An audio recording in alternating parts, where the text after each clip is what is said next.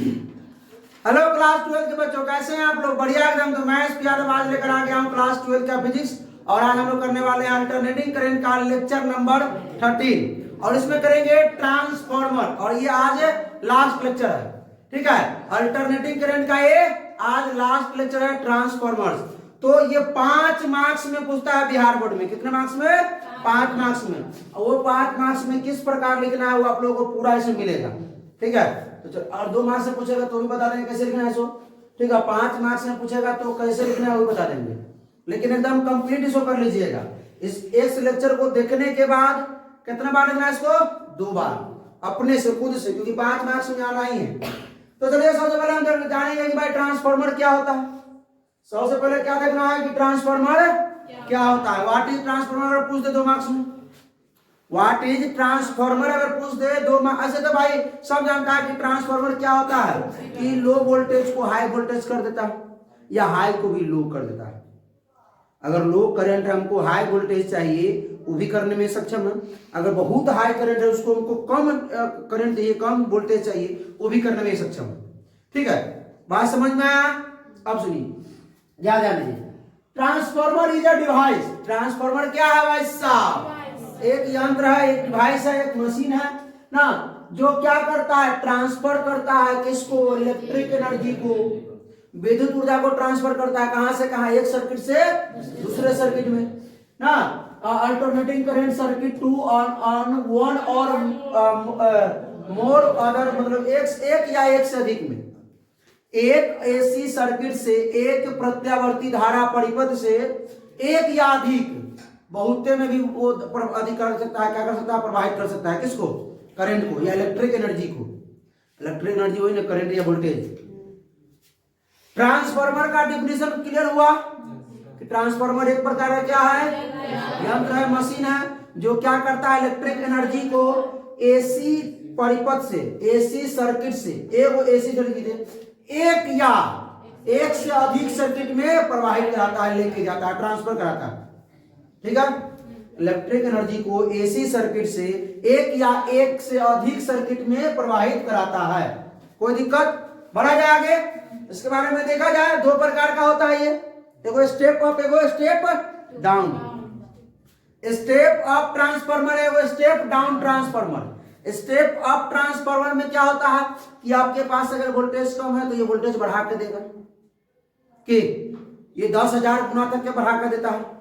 बात को समझिएगा, ये बात दिमाग में रखिएगा, ठीक है। अगर आपके पास ज्यादा वोल्टेज है, कम चाहिए, तो ये कम करके भी देगा। तो स्टेप डाउन ट्रांसफार्मर उसको बोलेंगे, ठीक है। तो आइए देखते हैं स्टेप अप ट्रांसफार्मर के बारे में। 2 प्रकार का होता है step up transformer, step up transformer होता है, ठीक है। दूसरा होता है आपका step down transformer. Step down transformer, सुनिए बात ध्यान दीजिए। स्टेप अप में क्या होता है भाई? स्टेप अप में हमको लो वोल्टेज से हाई वोल्टेज देगा। हमारे पास वोल्टेज नहीं, हाई वोल्टेज उसको चाहिए, तो ये क्या करेगा? लो वोल्टेज से, लो वोल्टेज बोलिए, करंट बोलिए, क्या देगा भाई? हाई वोल्टेज देगा, ठीक है। और ये क्या करेगा? हाई वोल्टेज से लो वोल्टेज देगा। ये भी पूछेगा तो कहिएगा, भूल जाइएगा कर ले, ये भी करे पूछेगा ना, मालूम नहीं है, नहीं आते हो तो चलोगे तो हम क्या कहते हैं, वो ये कहता ना, जो ऑफर मिलता है जियो का, वो यूट्यूब पर से देख सकता है। जहां पे सुविधा नहीं हो वहां पे दिक्कत होगी कि भाई पढ़ाया नहीं कर, तो गया। क्या बोला? क्या खराब चला, नेटवर्क खराब चल रहा है। ओहो, कैसे 1.5 GB खत्म हो जाता है वो हमको मालूम नहीं चलता। 1.5 GB खत्म हो जाता है, जियो नहीं चलता है, समझिए। हाँ, आइडिया है तुम्हारे पास, ला के दे दो।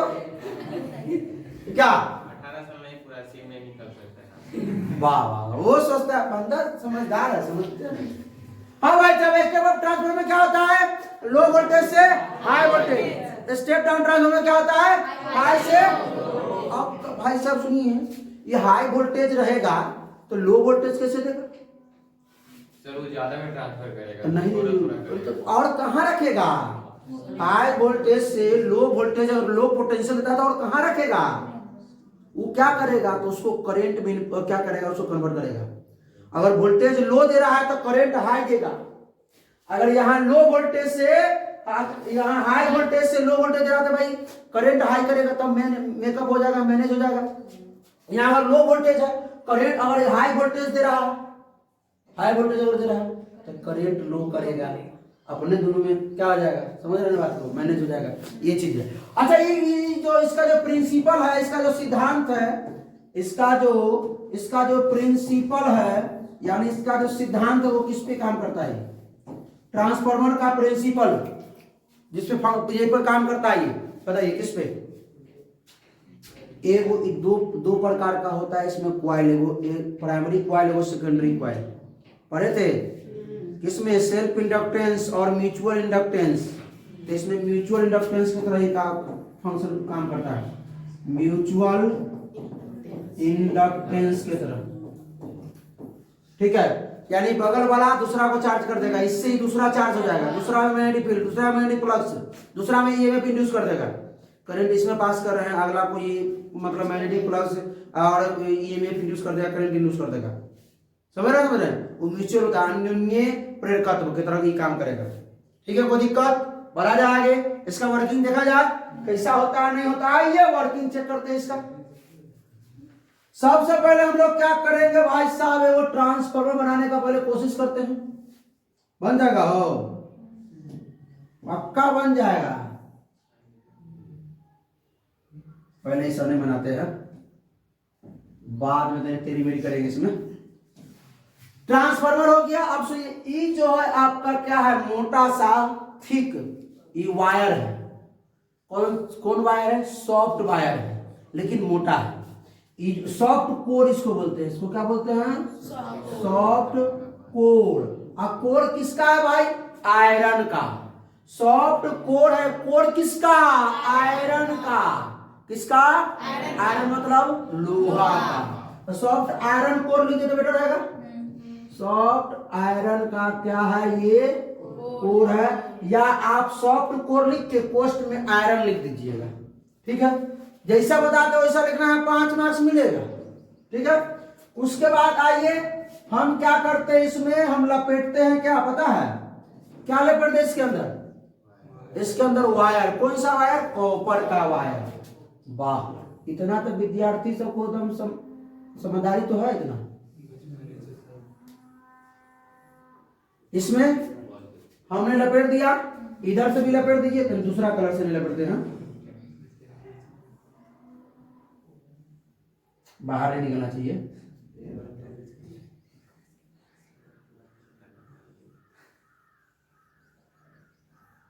ज्यादा किधर लग रहा है? इधर। किधर? इधर नंबर ऑफ टर्न्स ज्यादा लग रहा, इधर नंबर ऑफ टर्न्स कम लग रहा। अच्छा, ये सोलेनॉइड की तरह लग रहा है क्या? भाई नाली की तरह लग रहा है। सोलेनॉइड के बारे में जानते हैं कुछ? नहीं जानते? बहुत बढ़िया बात है, बहुत बढ़िया। इसको करिए वोल्टेज से इसको क्या कर देते हैं? जोड़ देते हैं। इसको भी जोड़ देते हैं। चलिए, अब ये जो हुआ आपका ये इनपुट वोल्टेज इनपुट होगा। ये वोल्टेज इनपुट समझते हैं ना? इधर से देंगे और ये होगा वोल्टेज आउटपुट, या आउटपुट वोल्टेज बोल सकते हैं। आउटपुट मतलब बाहर निकलेगा। यहां से अंदर देंगे, यहां से बाहर निकलेगा। यहां से अंदर देना है, यहां से ये बाहर निकलेगा। मान लीजिए करंट हम अंदर दे रहे हैं इसमें। अब यहां से अगर हम कम करंट देते हैं, ज्यादा अगर बाहर निकलता है तो वो क्या होगा आपका? स्टेप अप के लिए यहां से ज्यादा करंट देते हैं और कम वोल्टेज निकलता है, ज्यादा वोल्टेज देते हैं, कम वोल्टेज अगर देता है तो स्टेप डाउन हो गया। ठीक है, इसको हम लोग बोलते हैं प्राइमरी क्वाइल। प्राइमरी क्वाइल इसको बोलते हैं हम लोग सेकेंडरी क्वाइल। बी कॉइल किसका होना चाहिए भाई? कॉपर का। किसका होना चाहिए? कॉइल होना चाहिए आपका कॉपर का होना चाहिए। ठीक है, कोई दिक्कत? प्राथमिक इसको बोलते हैं, प्राथमिक कॉइल बोल दीजिएगा, इसको द्वितीय कॉइल। ठीक है, हिंदी वाले। चलिए, इस सॉफ्ट आयरन का मुलायम लोहा का क्या है? ये कोर है। कोई दिक्कत इसमें? हिंदियों वाला इंग्लिश लिख सकता है, इतना चलेगा। ठीक है, ये बात समझ में आया? इतना में किसी को कोई दिक्कत? अब तनिक समझिए ध्यान से, हम क्या करने वाले हैं, क्या बोलने वाले हैं। यहां से करंट जब अंदर घुसेगा, यहां से आई करंट जब अंदर घुसेगा, तो जब तो इस प्रकार का ये कॉइल है, इसमें करंट अगर अंदर प्रवेश करता है, करंट अंदर अगर प्रवेश करता है करंट, तो इस प्रकार ये क्या बनाएगा? मैग्नेटिक फील्ड बनाएगा।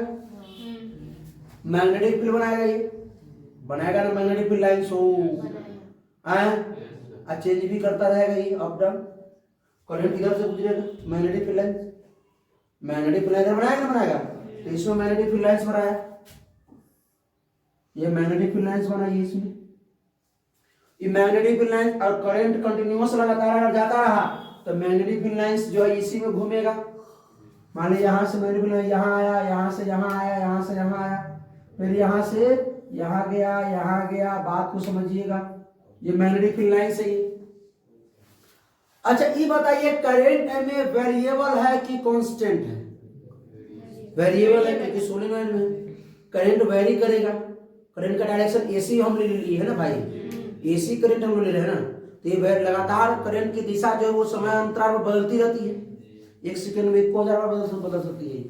ठीक है, हाँ, तो ये बदलती रहती है। तो भाई जब ये करंट का दिशा जब बदलेगा, जब करंट वेरिएबल है, करंट का मान में जब चेंज होगा, तो मैग्नेटिक जो मैग्नेटिक फील्ड बनाया है, ये जो मैग्नेटिक फील्ड लाइन बना है वाला, इसमें भी चेंज होगा। मैग्नेटिक फील्ड लाइन में भी चेंज होगा। अब मैग्नेटिक फील्ड लाइन जब किसी भी सर्कल से या किसी भी सतह से जब पास करता है मैग्नेटिक फील्ड लाइन, तो क्या उत्पन्न होता है? Magnetic flux. क्या उत्पन्न होता है? अब मैग्नेटिक फील्ड जब चेंज है तो मैग्नेटिक फ्लक्स भी चेंज होगा। अब मैग्नेटिक फ्लक्स जैसी चेंज है तो निश बताएगा क्या होगा?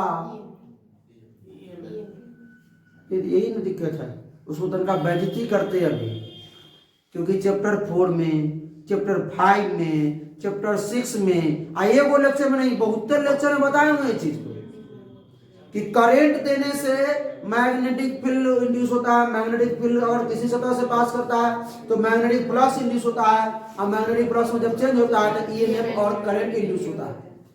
ईएमएफ और करंट इंड्यूस होता है। तो ये ईएमएफ इंड्यूस होगा, क्या ईएमएफ इंड्यूस करेगा ना भाई ट्रांसफार्मर। तो कितना ईएमएफ इंड्यूस करेगा रे भैयो? कितना? तो पहले मैग्नेटिक फ्लक्स कितना यूज करेगा वो देख लीजिए। तो मैग्नेटिक फ्लक्स जो यूज होगा वो कितना होगा भाई साहब? BA है ना, होता है BA cos थीटा होता है, तो जीरो ना हो जाएगा वो। अब सुनिए, बात को समझिए, हम क्या करने वाले हैं। सो यहाँ निकालना है ईएमएफ। ईएमएफ का फॉर्मूला कौन सा यूज करेंगे? लेंज का दूसरा नियम। कौन सा?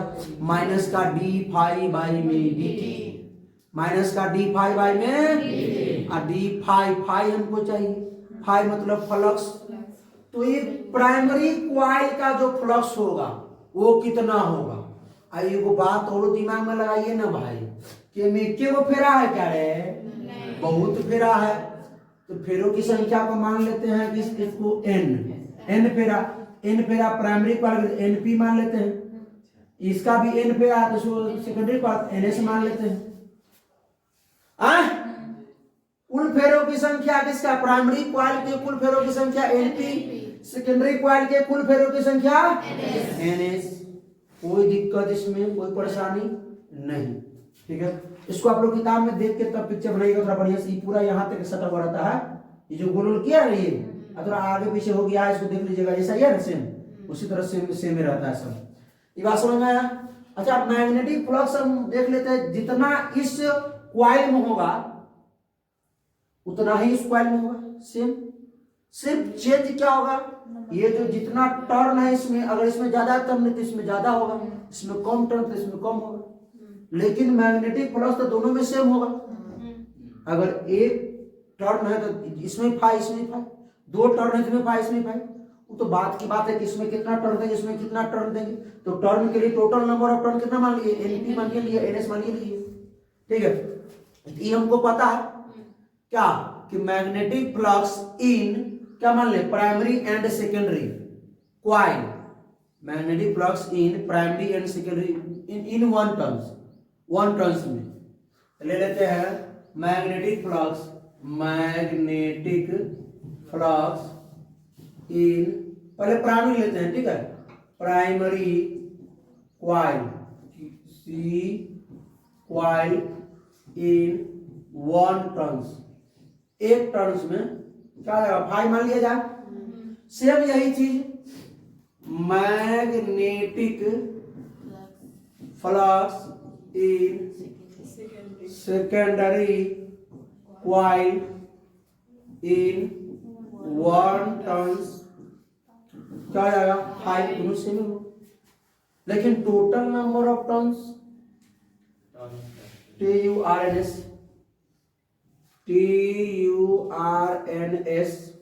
अब बात को तो नहीं समझिएगा, जब एक टर्न में फाई है तो कुल टर्न में टोटल नंबर ऑफ टर्न कितना हो जाएगा, प्राइमरी के लिए NP फाई, और सेकेंडरी के लिए क्या होगा, NS फाई। तो टोटल नंबर ऑफ टर्न्स यहीं पर घुसा है इसका, हाँ क्या। आइए हिंदी वाले सुनिए, लिखिएगा magnetic flux primary coil inverse. देखिएगा एक फेरो में प्राथमिक क्वाइल में चुंबकीय फ्लक्स, एक फेरो में प्राथमिक क्वाइल में फेरो की संख्या, अरे सुनो रे, एक फेरा में, या लिखिएगा प्राथमिक क्वाइल में एक फेरो में चुंबकीय क्षेत्र कितना, फाइव, चुंबकीय फ्लक्स हिंदी वाले लिख लेंगे, प्राथमिक क्वाइल में एक फेरा में चुंबकीय फ्लक्स फाइव, द्वितीय क्वाइल में एक फेरा में चुंबकीय फ्लक्स। अब टोटल नंबर ऑफ टर्न्स भी लिख देते हैं,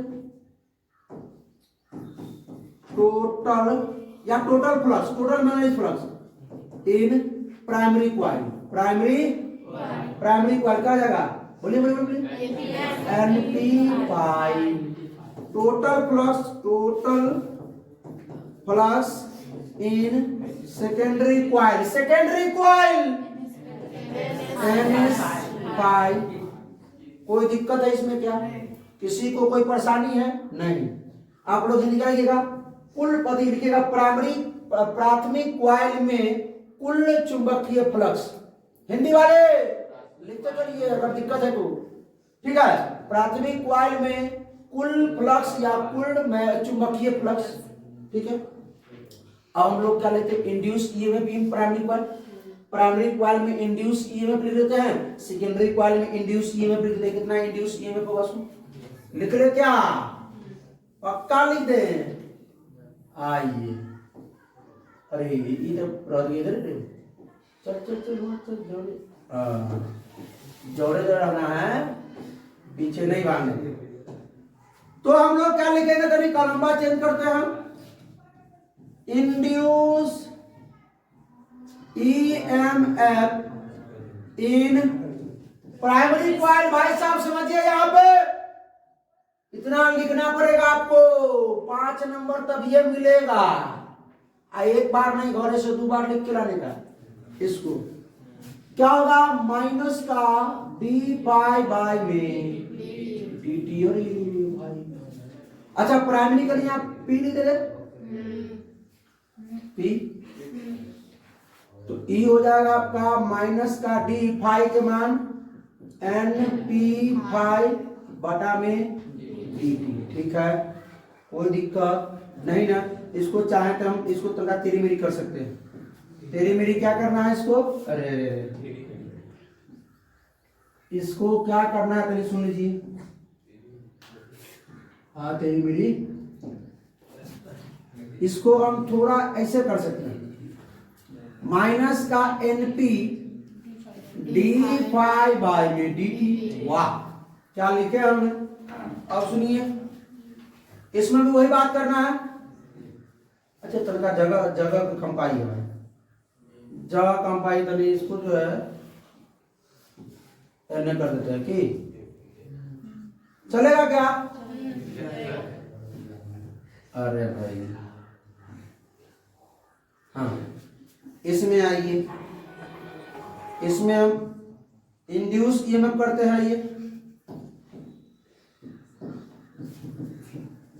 induce EMF in secondary coil minus का D फाई S बाई में DT माइनस का D फाई S का NS फाई बाई में, इसको लिख सकते हैं माइनस का NS D फाई बाई में। इसको समीकरण एक मान लीजिए, इसको 2 मान लीजिए। अच्छा, एक बात हम कहें, इसको जो लिखेंगे ना तो कोई साइन जरूर देना चाहिए हमको। तो इस चीज का हम साइन जो दे रहे हैं, इसको induce EMF in primary coil का जो साइन दे रहे हैं, उस साइन हम ये दे रहे हैं। देखिए, इसका जो साइन हम दे रहे हैं, वो साइन दे रहे हैं हम फाई P, इसको हम दे रहे हैं फाई S। जाइए ना देंगे, अरे इसका ना साइन देना है सर, वहाँ टोटल लिखा हुआ है सर। हाँ, टोटल का ही बोल रहे हैं। फाई P बराबर NP इंटू में फाई, इसको फाई S बराबर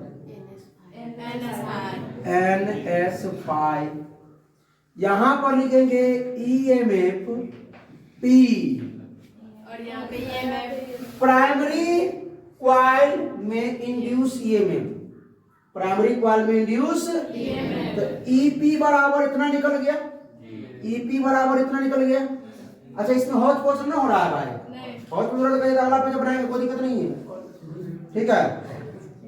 ये इसको हम बोलते हैं क्या, ES बराबर ये निकल गया।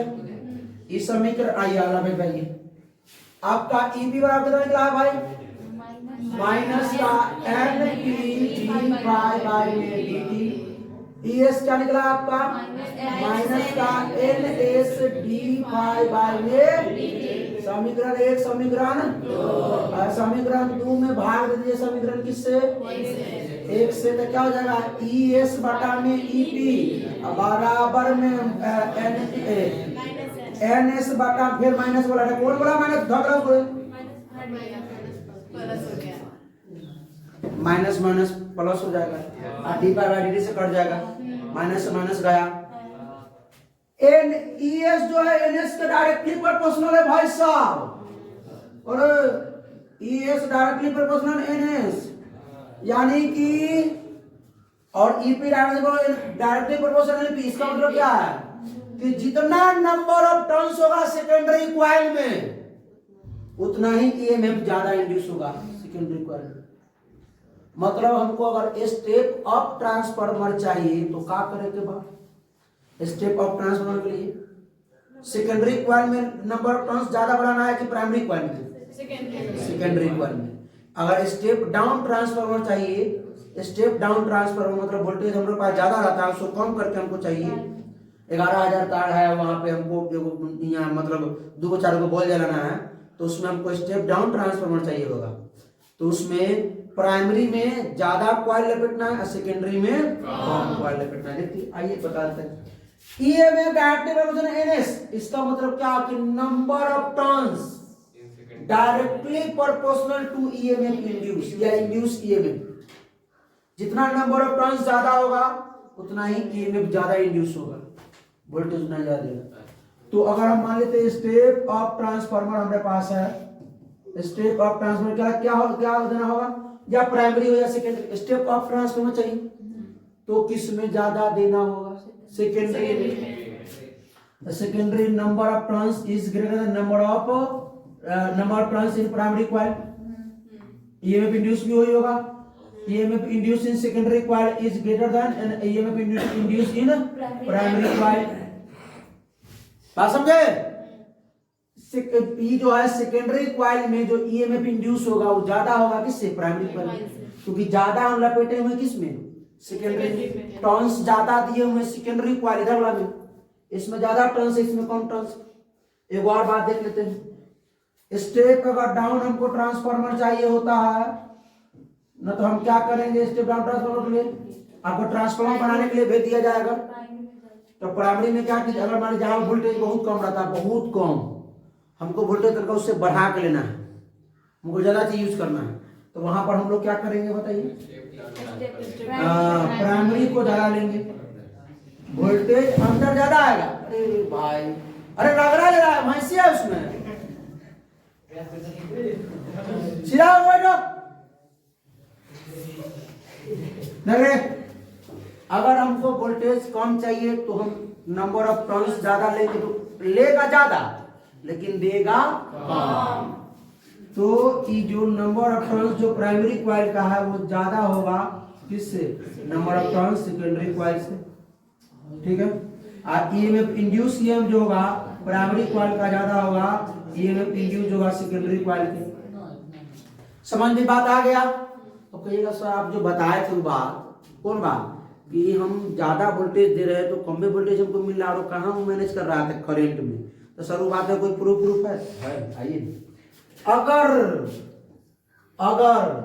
100% एफिशिएंसी है तब, एफिशिएंट है तब 100%। इसका एफिशिएंट का मतलब क्या होता है? कि अगर कहीं भी एनर्जी लॉस नहीं हो रहा है तब, ट्रांसफार्मर में कहीं रेजिस्टेंस वगैरह नहीं, रेजिस्टेंस तो होबे करेगा रे, कहीं ना कहीं तो होगा ही, लेकिन हमने उसको मान लिया आइडियल ट्रांसफार्मर। क्या मान लिया? आइडियल। उसमें कहीं रेजिस्टेंस नहीं है, उसमें कहीं भी रेजिस्टेंस का मान R0 होता है आइडियल में, रहते हैं। तो इसमें नहीं अगर होगा तो उसका पावर, इनपुट जो पावर होगा वही आउटपुट पावर होगा। हाँ, समझ ना रहा हो? अगर कहीं भी रेजिस्टेंस नहीं है तो जो इनपुट पावर वही आउटपुट पावर होगा। जो पावर इनपुट का होगा वही पावर किसका होगा? आउटपुट का होगा। पावर का फॉर्मूला V/I। पावर का फॉर्मूला ये होता है V/I। वो भुला गया ऐसी नहीं करो, भुला गई सब। अभी जस्ट पीछे बताया पावर के लिए पढ़ाया, पावर फैक्टर याद है कि भूल गए? बोलते रहिए, फिर उलंग मारेंगे अपने सीधा हो जाएगा सब लोग। हाँ ठीक है, फिर पूछेंगे पावर फैक्टर सब मालूम है बुआ? पावर फैक्टर बताओ तो प्योर सरती इंडक्टर का बैठ जाइए होगी आपसे। पावर फैक्टर प्योर इंडक्टर का, पावर फैक्टर एल और आर सर्किट का बैठ जाइए। वाह है एग्जाम में। अगर R/Z ना हो तो अभी जिससे पूछ रहे उसी को जवाब देने दीजिए, आपकी बारी आएगी, टेंशन मत लीजिए। तो यहाँ VI लिखने से अच्छा है कि हम VI नहीं लिखे। V क्या होता है? पोटेंशियल यानी बैटरिया। क्या होता है? बैटरिया। तो प्राइमरी के लिए EP। अरे भाई साहब, V/I बराबर V/I। ई पावर इनपुट के लिए प्राइमरी, आउटपुट के लिए सेकेंडरी। इनपुट के लिए क्या लेंगे? V के जगह पे EMF प्राइमरी और I भी क्या लेंगे? प्राइमरी। V जो है EMF करेंगे सेकेंडरी और I भी करेंगे सेकेंडरी। इसको हटा दीजिए। अच्छा, इसको में से लिख सकते हैं क्या? सुनिएगा इधर, EP को ले आते हैं, IS को ले आते हैं। EP को ले आएंगे तो ES बटा EP। Induce EMF in secondary coil बटा induce EMF in primary coil बराबर इसको इधर ले आएंगे IP बटा। अरे भाई यही तो चाह रहे थे हम कि जो ES है वो इनवर्सली प्रोपोर्शनल है किसके? करंट के। EMF induce is inversely proportional to किसके? करंट के, इंड्यूस करंट के। तो ना बोले थे कि जब वोल्टेज हाई होगा तो करंट जरूर कम कर देगा, वो कहीं ना कहीं मैनेज तो करेगा। अगर वोल्टेज कम देगा तो करंट बढ़ा देगा, कहीं ना कहीं तो मैनेज करेगा। तो यही मैनेज कर रहा है, बात समझे? ये चीज है, ये सबसे ऑब्जेक्टिव क्लियर, लेकिन इस सबको दिमाग में रखना पड़ेगा। बहुत ऑब्जेक्टिव आता है इस चैप्टर से, अल्टरनेटिव करंट सब्जेक्टिव बहुत है, याद रहना चाहिए। 5, 6, 7 तीन को चैप्टर है, तीनों एक दूसरे से का जुड़वा है, समझिए। तो अलग अलग करना बेकार हो गया, अलग नहीं करना चाहिए, सब चैप्टर को एक क्यों में रहना चाहिए, ठीक है, एक साथ। हाँ, 4, 5 को एक साथ देता, 6, 7 को एक साथ कर देता। साथ साथ डाल देता। हाँ, बात समझ में आई बात कि जो इंड्यूस जो ईएमएफ है वो करंट के इनवर्सली प्रोपोर्शनल। अच्छा, सबको कंबाइन में लिखा जाए एक बार एक जगह, आइए कंबाइन में लिख देते हैं इसको एक जगह। यहाँ कंबाइन में लिखने के लिए जगह हम ले लिए, तो इससे कुछ अलग अलग चीज बनाते हैं। ES बटा EP बराबर NS बटा NP। अच्छा, ES बटा EP के बराबर तो ये हो है IP बटा IS, एगो E हो गया। अब इससे जितना आप उल्टा भी लिख सकते हैं, EP बटा ES, NP बटा NS और IS बटा, कोई दिक्कत नहीं ना, उल्टा भी लिख सकते हैं।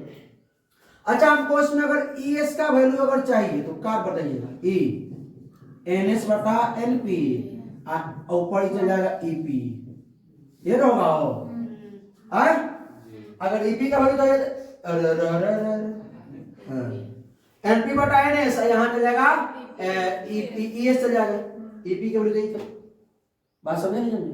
करंटों के लिए लिख सकते हैं, करंट के लिए लिख सकते हैं, कोई दिक्कत नहीं। IP बटा IS इंटू EP, जैसे जैसे जितना फॉर्मूला बनाना हो खाली बात याद रखिएगा, इसे जितना फॉर्मूला बना लीजिएगा, कोई दिक्कत। ये तो हो गया इसका वर्किंग करने का तरीका, जो कैसे वर्क करता है, सो फॉर्मूला सब निकल गया कि जो ईएमएफ जो होता है वो डायरेक्टली प्रोपोर्शनल किसके, नंबर ऑफ टर्न्स के होता है, पहले हो गया नंबर ऑफ टर्न्स के। दूसरा, ईएमएफ डायरेक्टली प्रोपोर्शनल नहीं, इनवर्सली प्रोपोर्शनल टू करंट के होता है। ट्रांसफार्मर में जो वोल्टेज होता है वो directly proportional number of turns के, और ईएमएफ जो इंड्यूस होता है वो इनवर्सली प्रोपोर्शनल किसका होता है, करंट की। बात मालूम हो जाना चाहिए आप लोगों को। अब आइए इसका हम देख लेते हैं कुछ गड़बड़ सड़बड़ वाला पोजीशन। चलिए, अब आए एनर्जी लॉसेस इन और ट्रांसफार्मर भी कुछ एनर्जी लॉस करता होगा हीट के फॉर्म में, जो भी हो, जैसे भी तो लॉस करबे करता होगा। ठीक, आइए तो पहले फ्लक्स लीकेज, आइए क्या होता है बताते हैं। ये मान लेते हैं ये आपका कोर हो गया सॉफ्ट आयरन का, इसमें हम क्या कर दिए,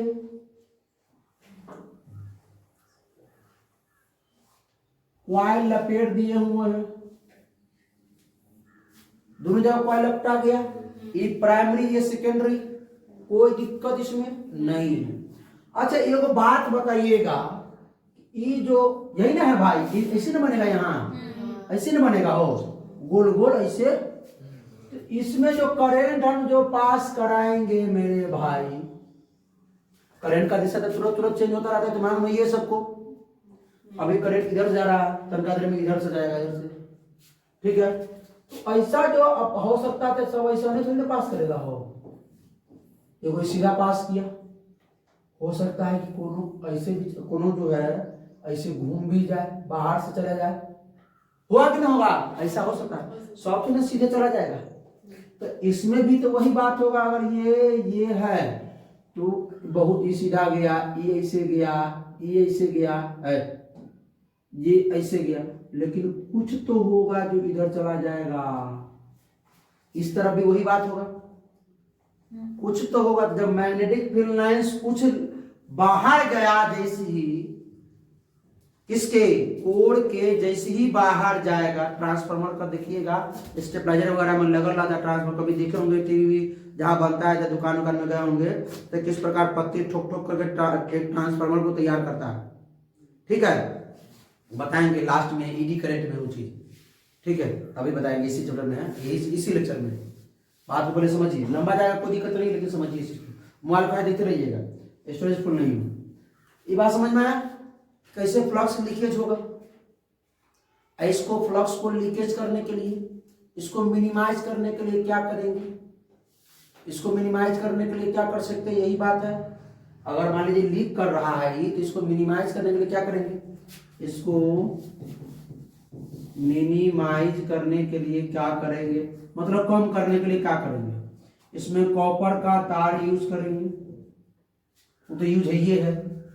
ये जो आयरन से लोग दूसरा भी दिए जाता पित्तल वगैरह का, तो ये हम जो यूज करेंगे, ये जो कोर है वो कोर किसका यूज करेंगे, सॉफ्ट कोर यूज करेंगे, सॉफ्ट आयरन का कोर यूज करेंगे। ये यूज करेंगे तो आराम से ये जो है कुछ ना कुछ तो मिनिमाइज करेगा इसको, फ्लक्स को लीकेज होने से।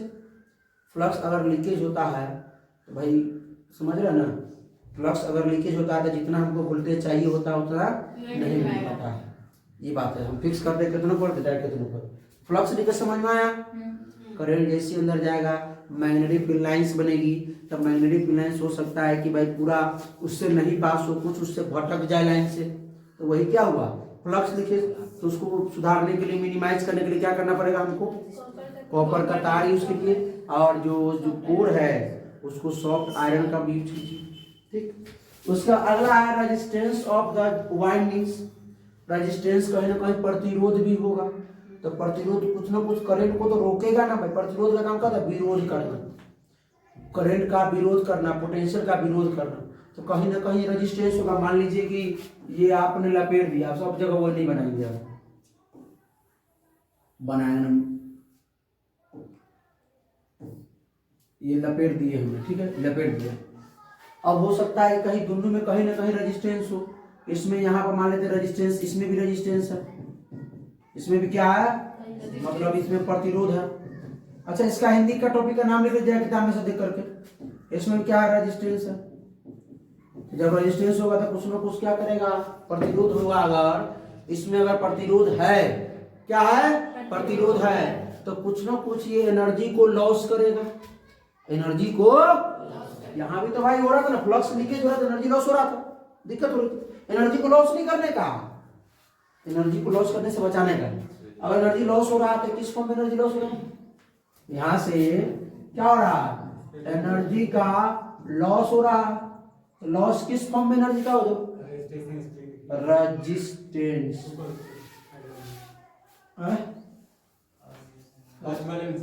इसमें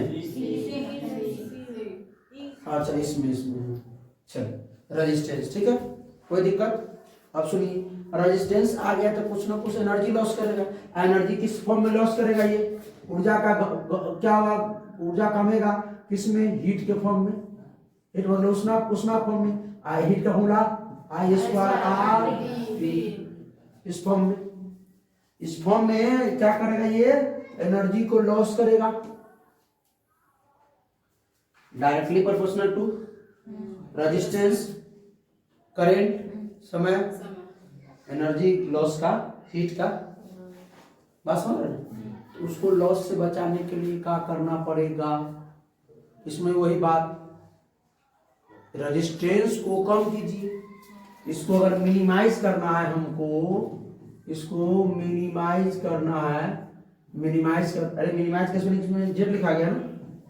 अगर इसमें मिनिमाइज करना है, कम करना है इसको, तो रेजिस्टेंस कम कर दीजिए। क्या कम कर दीजिए, रेजिस्टेंस को कम कर दीजिए। रेजिस्टेंस कम कैसे होगा, दो चीज से कम होगा। पहला चीज, कॉपर का वायर ले लीजिए, कॉपर वायर यूज कीजिए उसमें। दूसरा चीज, थिक वायर यूज कीजिए। क्या यूज कीजिए, थिक वायर यूज कीजिए, थिक, मोटा। अब मोटा का यूज करेंगे भाई,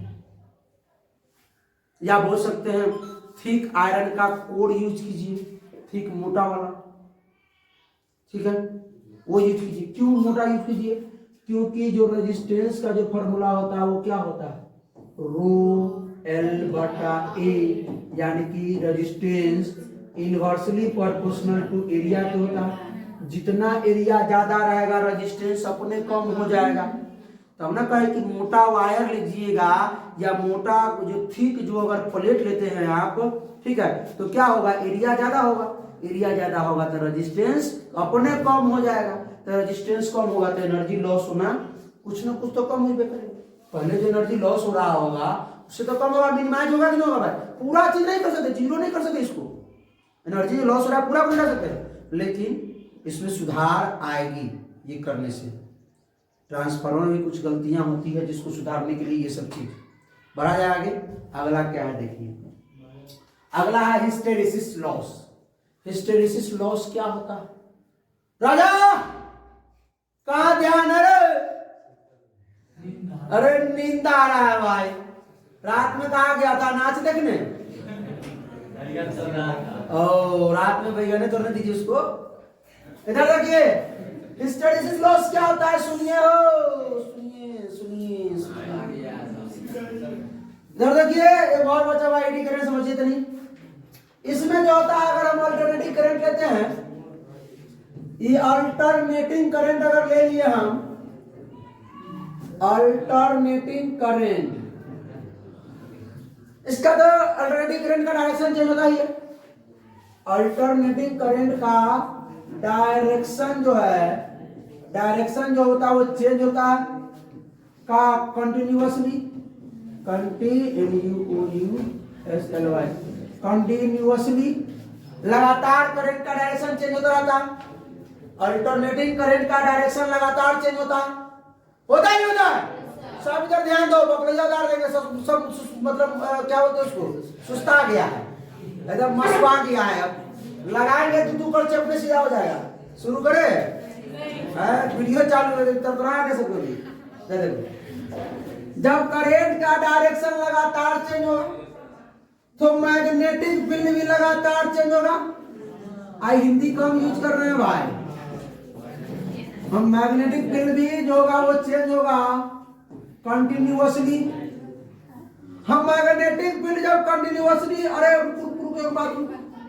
मैग्नेटिक फ्लक्स में नहीं जाना, मैग्नेटिक फ्लक्स में नहीं जाना, कहाँ जाना सुनो। अगर करंट की दिशा इधर है फिर इधर है, अभी इधर है फिर इधर है, करंट की दिशा लगातार चेंज हो रहा है, तो मैग्नेटिक फील्ड की जो मैग्नेटिक फील्ड लाइंस वो भी चेंज हो गए भाई। मैग्नेटिक फील्ड लाइंस भी चेंज होगा कि नहीं होगा रे? अरे कथी कथी लिखाया रहा है, चेंज होगा कि नहीं होगा? चेंज होगा चेंज। अब मैग्नेटिक फील्ड लाइंस चेंज होने से मैग्नेटाइजेशन होता है। अब अगर इधर करंट जा रहा है तो मैग्नेटाइज हुआ, करंट अपना दिशा बदला डीमैग्नेटाइज, फिर करंट दिशा बदला था रीमैग्नेटाइज, फिर डीमैग्नेटाइज, फिर रीमैग्नेटाइज, फिर डीमैग्नेटाइज, लगातार रीमैग्नेटाइज डीमैग्नेटाइज। अगर लगातार अगर हो रहा है, लगातार अगर मतलब क्या हो रहा है, वो चुंबक जो है लगातार मैग्नेटाइज हो रहा है, चुंबकीय गुण दर्शा रहा है, फिर चुंबकीय गुण हो रहा है, अगर वो लगातार इस प्रकार का ऐसे हो रहा है तो इसी को कहते हैं हिस्टेरिसिस लॉस। ऐसे है, पिक्चर देखे होंगे, इस बार तो सिलेबस में से हटा दिया था।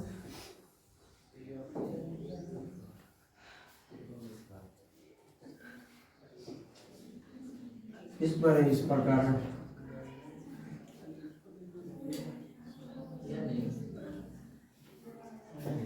इस प्रकार था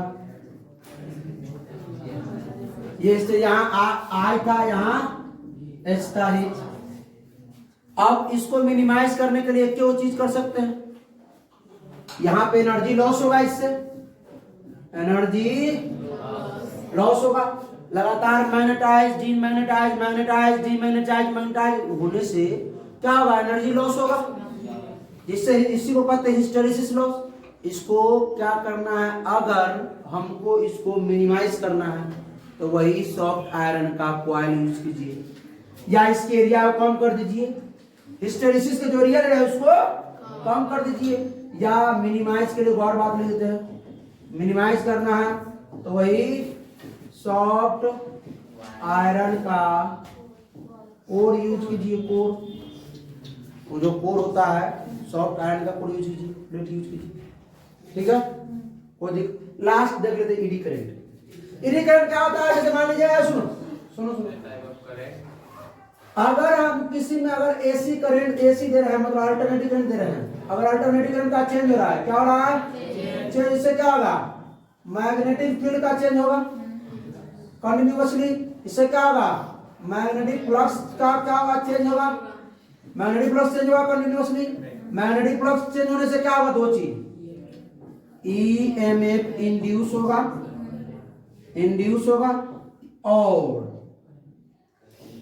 और क्या होगा, करंट इंड्यूस होगा, करंट इंड्यूस होगा। ये करंट इंड्यूस होगा, दो जगह जाएगा, एक हो जाएगा कॉपर वायर में, कहाँ जाएगा, कॉपर वायर में, एक जगह जाएगा सॉफ्ट आयरन के कोर में जाएगा, मटेरियल ऑफ कोर, यानी सॉफ्ट आयरन कोर में जाएगा। तो ये जो सॉफ्ट आयरन कोर में जाएगा, इसी को बोलते हैं हम लोग, जो करंट जो सॉफ्ट आयरन कोर में गया, इसी को कहते हैं ईडी करंट। ईडी करंट ये बड़े लूप में होता, इसका जो नेचर होता है, ईडी करंट का जो नेचर होता है वो सर्कुलर नेचर होता है, सर्कुलर नेचर का होता है ये, और ये पूछ सकता यानी कि वृत्तीय प्रकृति का होता है। ईडी करंट होता है वृत्तीय प्रकृति का, कैसा, सुनिए ऐसा देखिए, अभी जो है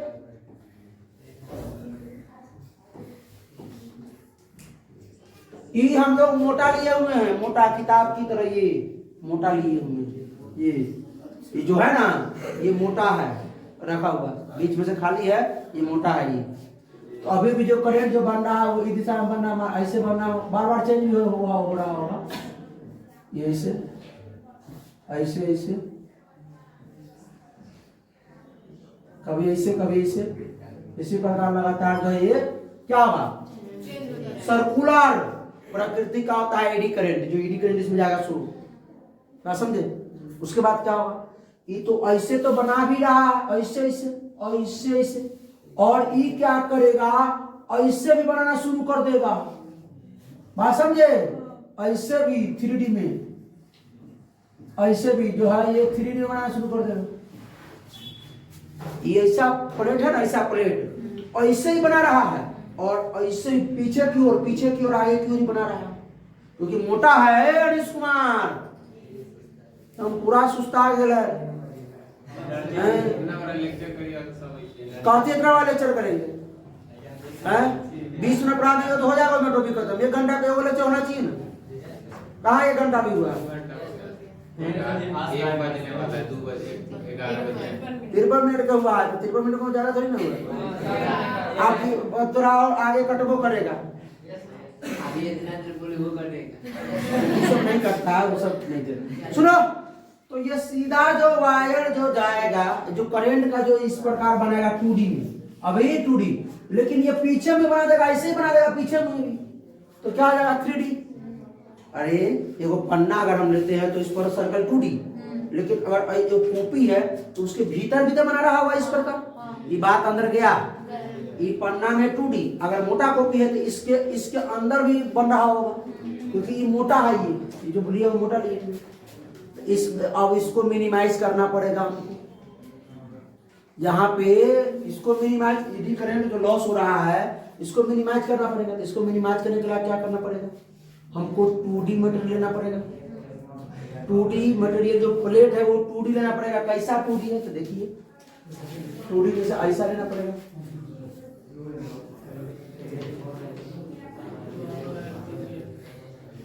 ट्रांसफार्मर में जाकर देख लीजिएगा कि ऐसा ही पत्थर रहता है, ठोका हुआ है, ऐसा नहीं प्लेट सबको मतलब रख के ठोकता रहता है, और एक वैसन फिर इसके बगल में सर, फिर इसके बगल में सर, फिर इसके बगल में सर, लगातार 100 या 50 को 60 को 70 को उसको प्लेट को ठोकता है, और उसके बीच में क्या देता है, उसके बीच में कुछ लिक्विड ना लिक्विड का कुछ देता है उसमें, ठीक है, जो इसमें जो ईडी करंट बने उसमें इन्फ्लुएंसिंग लिक्विड कहते हैं कुछ उसको, वो लिक्विड उसमें दिया जाता है, दोनों प्लेट के बीच में लिक्विड, जो करंट जो इंड्यूस हो तो सिर्फ 2D में इंड्यूस हो, किसमें हो? 2D में इंड्यूस हो, 2D में। 3D में अंदर नहीं जाएगा। हर प्लेट में हो लेकिन 2D में ही होगा। हर प्लेट में हो लेकिन 2D। अब एक प्लेट से दूसरा प्लेट में क्यों नहीं जाएगा? क्योंकि बीच में कुछ क्या दिया हुआ है, इसमें लिक्विड डाला हुआ है। पहला बात इंसुलेटिंग लिक्विड, इसे कहते हैं इंसुलेटिंग लिक्विड डाल देते हैं इसमें, ठीक है। इसे इसी जो प्लेट में इसी में इंड्यूस होकर जो ईडी करंट रह जाएगा, दूसरा प्लेट में नहीं जाएगा। जैसे कि कॉपी का पन्ना है, किताब का पन्ना, एक पन्ना के बगल में एक पन्ना मोटा ना हो गया, तो उसी प्रकार डाल के इसको क्या करें, मोटा करें। तो यही रहा इसका आज वर्किंग। समझे? समझ गया है? पूरा एकदम मतलब पूरा। अब इसमें भी लिखना है IC सब लिखना है, तो सब छोड़ दिए, उतना तो ज्यादा मतलब समझ नहीं लिखेगा तो बहुत हो जाएगा। चलिए बहुत बहुत धन्यवाद। आज लेक्चर ये चैप्टर ही आज कंप्लीट हो गया। तो भाई साहब कैसा लगा वीडियो? अच्छा लगा तो अपने दोस्तों के साथ शेयर कीजिए, कोई प्रॉब्लम हो तो कमेंट कीजिए। फिर मिलते हैं अगले लेक्चर में इलेक्ट्रोमैग्नेटिक वेव के साथ। तब तक हंसते रहिए, मुस्कुराते रहिए, पढ़ाई करते रहिए। All the best.